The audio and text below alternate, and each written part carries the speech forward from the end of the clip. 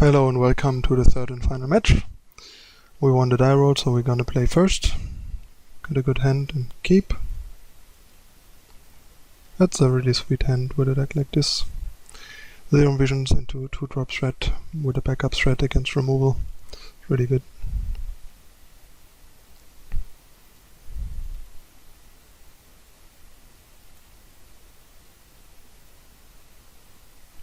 Opponent mulligan to 6 and kept.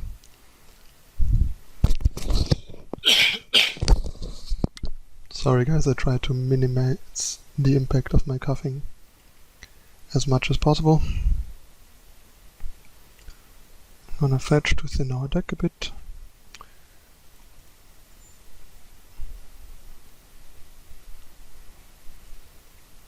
I think given our hand, Blessing is not that great. Bolt has a pretty good chance of being good either way, so I'll leave it on top.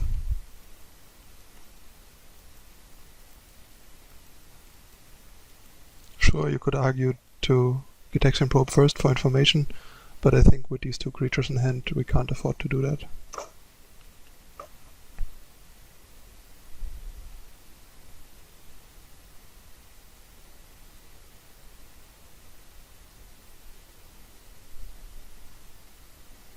Might be Jund.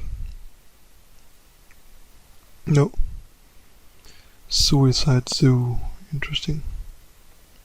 I think we're gonna play this guy and pass the turn. So we can next turn Thing in the Eyes Bolt, for example. Or simply try and kill him, depending on what we draw and what he does. Pseudo mirror match, basically.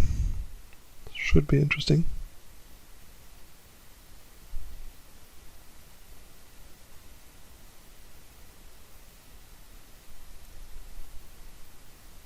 No blocks.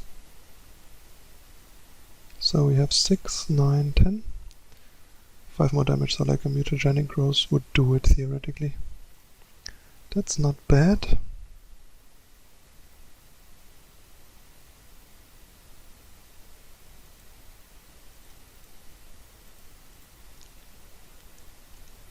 It's a start.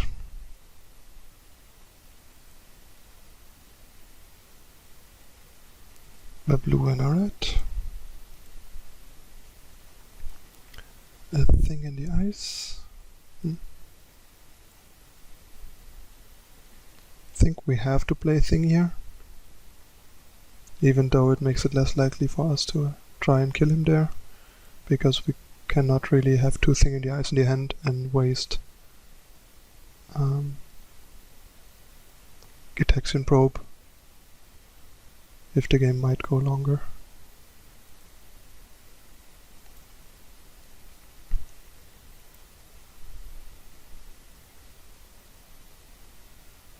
Can still draw into Gitaxian Probe or Mutagenic Growth here.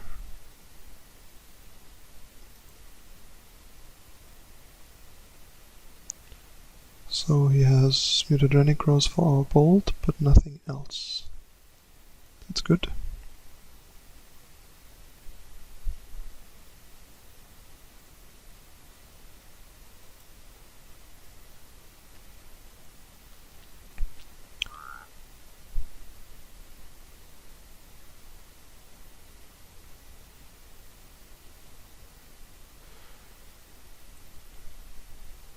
I think we just kind of go for maximum damage here. Try to flip our Thing in the Eyes next turn.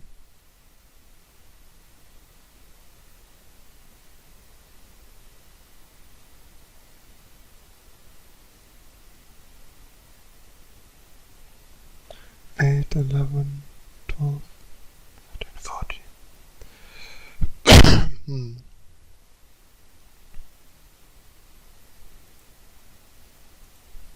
Yeah, pretty much.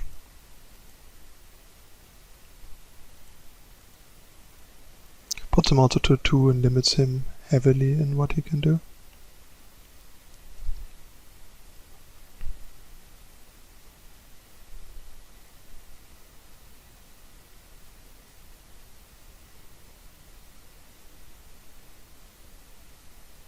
So he cannot Mutagenic Growth for life, he cannot Fat Shock.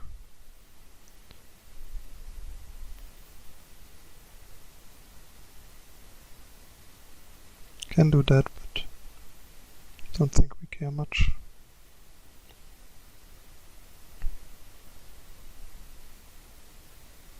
Not sure why he wouldn't attack, but that's fine. We got him.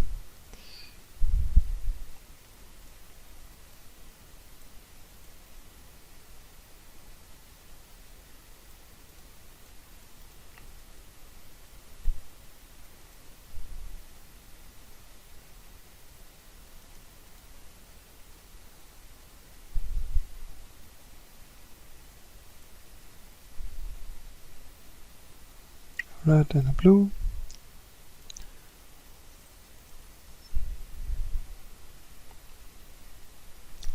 Sleight of Hand for the victory.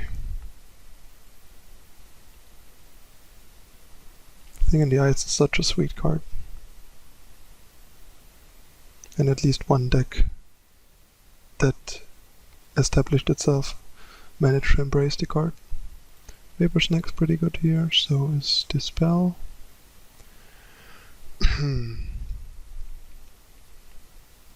Blood Moon probably too slow, so is Bedlam Reveler. Question is, do I care more about looting or more about blessing? I think looting is kind of meh. To be honest, I'm not entirely sure that card should be in the deck and if it's really better than, say, more Sleight of Hand, or maybe that cantrip for 1 red that draws a card and gives haste to a creature and makes it red.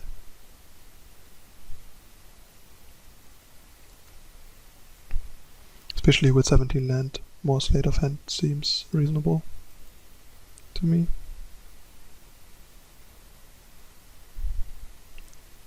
Deck is kind of greedy in how few lands it runs. Relative to how many cantrips it runs, it really needs that second land in order to perform.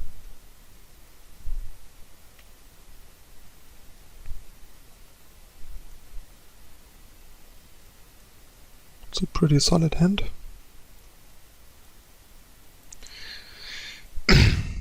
Got good mana, interaction, and ways to find what we are missing. And it's red.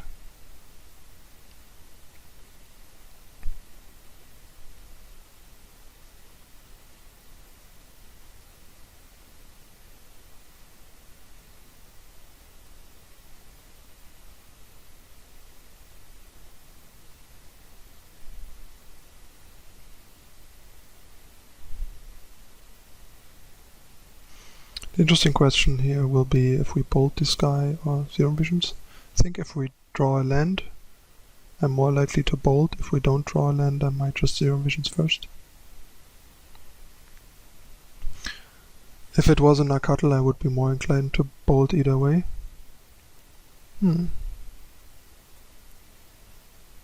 Guess now we probably bolt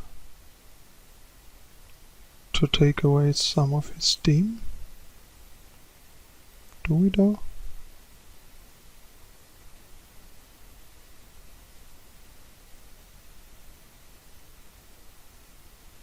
Yeah, probably.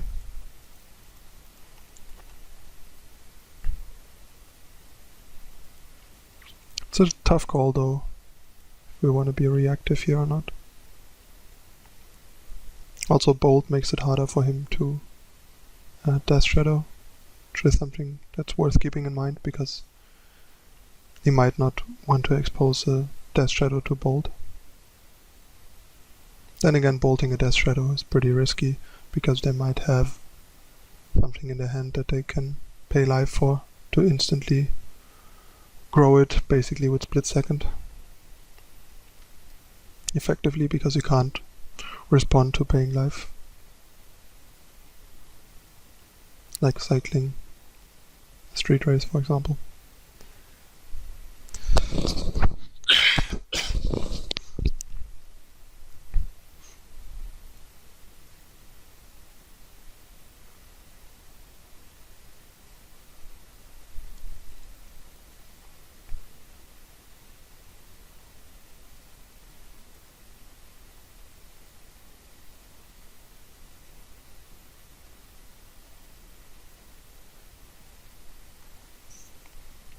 Opponent really taking his time here.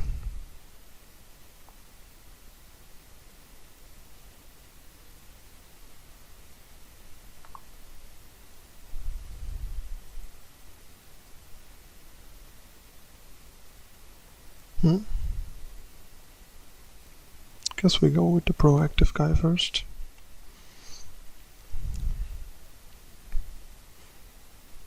He might have a bolt or something.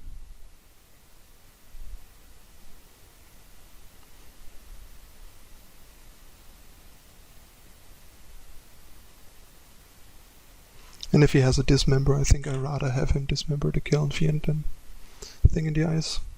And if he does have nothing, I'd rather have a Kiln Fiend pressuring him than a Thing in the Ice sitting around. So I think in almost every situation it's better to play the Kiln Fiend first.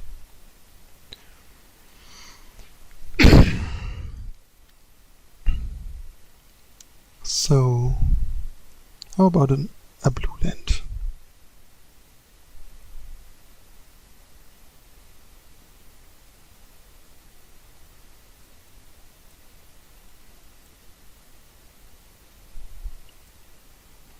Guess all we can do is attack for 4, which is fine.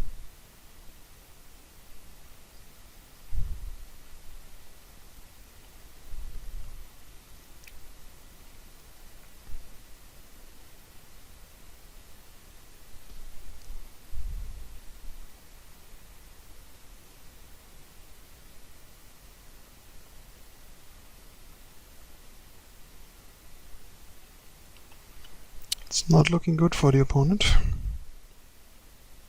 Then again, all this open mana is scary.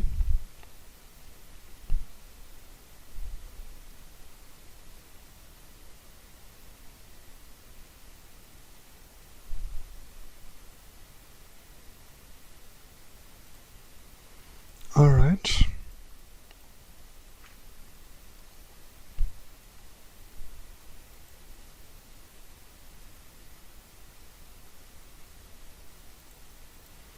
Don't want either of those right now.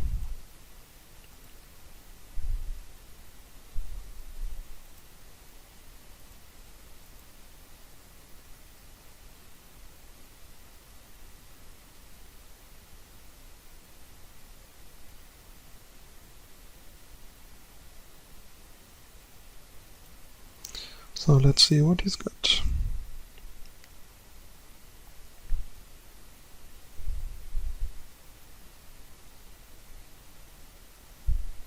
Dismember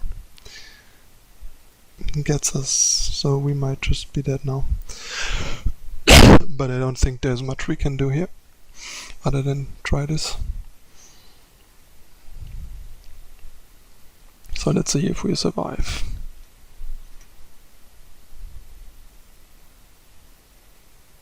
Problem is though, even if we survive, we are in jump block mode and we die. Okay, that's it. Game 3. This is a pretty close race, this matchup basically. And having interaction to stop the other one is pretty good. Our bolt bought us time, but his dismember bought him enough time to kill us after all.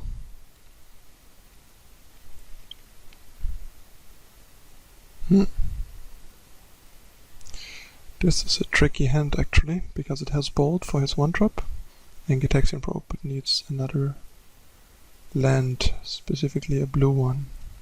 Well, any land in the deck at this point is blue, so 16 outs. Is that better than a mulligan? I think it should be.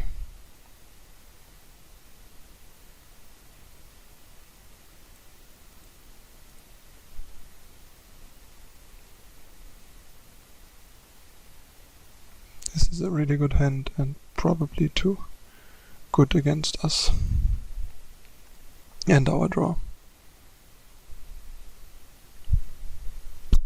Especially with the Tarmogoyf. And even more so the pass.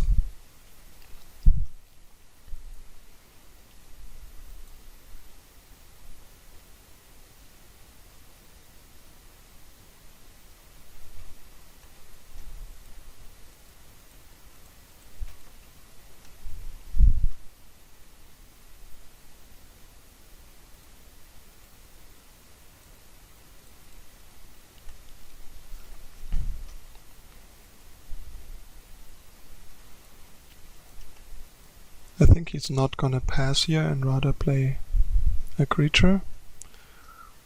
And then we can untap with protection. But there's an argument to be made for casting Sleight of Hand and saying go and finding a third land to play with protection.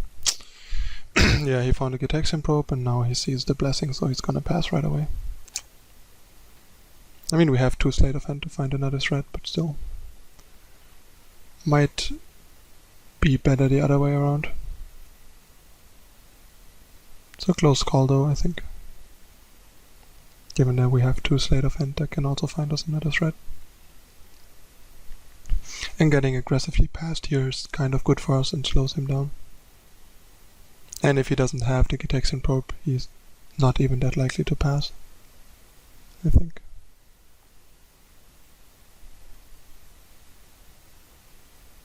Although maybe he is, because playing a blocker here is not gonna be enough a lot of the time. Okay, the opponent lost the connection. I'm gonna pause until he's back. Okay, our opponent is back.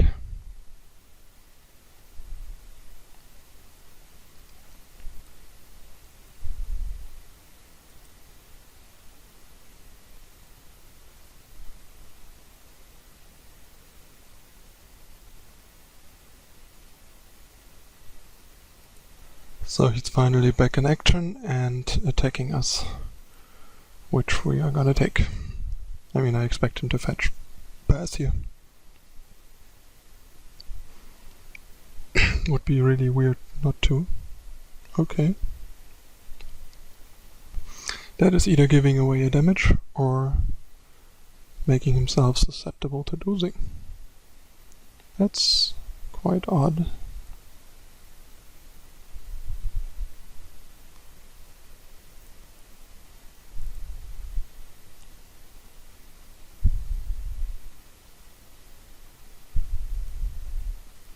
I mean, he might just die here, right? 3, 6, 11, 12. Not quite. But close to dying.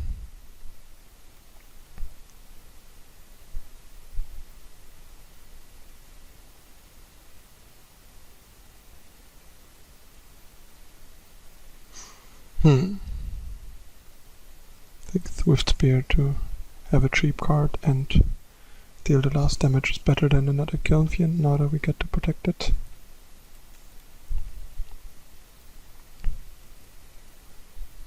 Mutagenic Cross, come on. Battle Rage.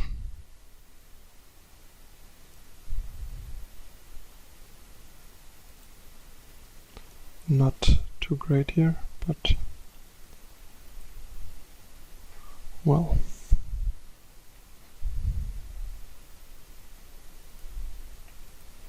I mean, we could put him to 3, which disables his fetch attempt, kind of.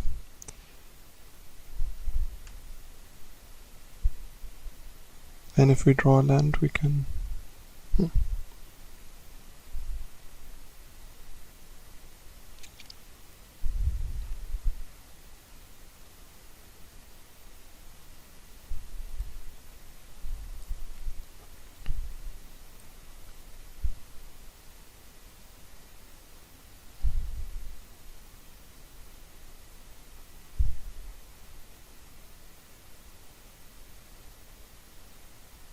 Yeah, I think it's worth trying it. Or is it? Like, how much more likely are we to die if we spend life here? 12, 7, 8. I mean, if he has combo, we die anyway. He has a Goyf, a Pass, and 3 unknowns, if I'm not mistaken. Oh no, a Goyf, a Path, I think a Death Shadow, and 2 unknowns. So...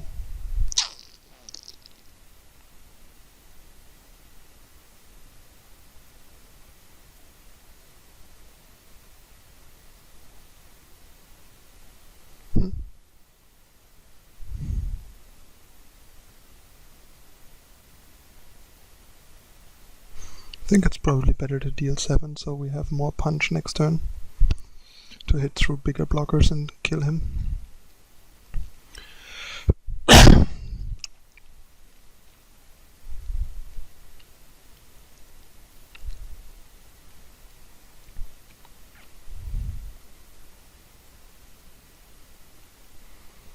His decision to not pass the Kill and Fiend was so weird. I don't see why he wouldn't pass here, knowing that I have Apostle's Blessing.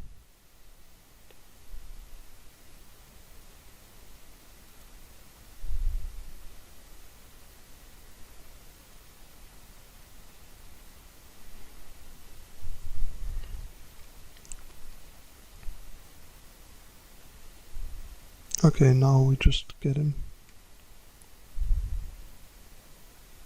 And just give our guy protection from black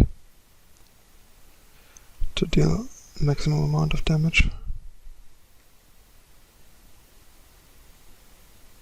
Alright, so all we want to do is this.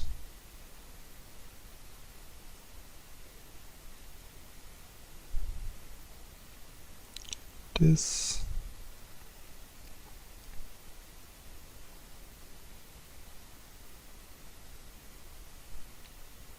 So we get it to lethal either way, but this is the easiest.